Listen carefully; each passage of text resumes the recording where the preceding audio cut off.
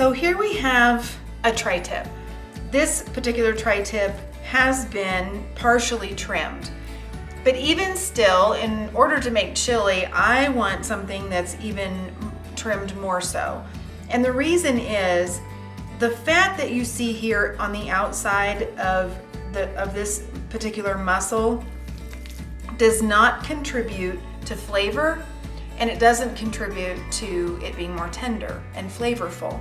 And so all of this fat here on the outside, and even this silver skin that runs along this part of the meat, we are going to go through the process of trimming.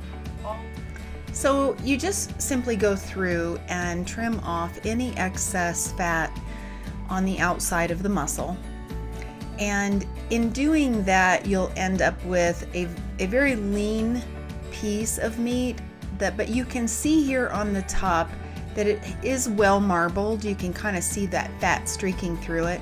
We're going to go through and cut across the grain, and in doing so, that will shorten the muscle and it will make it more tender. So you simply will slice, and as you do that, you'll then lay those slices out, trim them into strips of meat, and then cut them into cubes.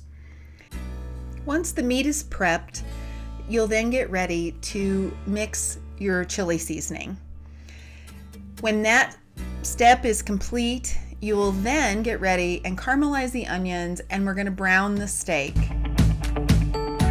Everything comes together pretty quickly at this point.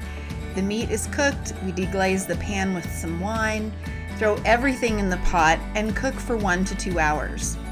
A little masa flour at the end to thicken, and you have a beautiful, delicious, chunky bowl of steak chili.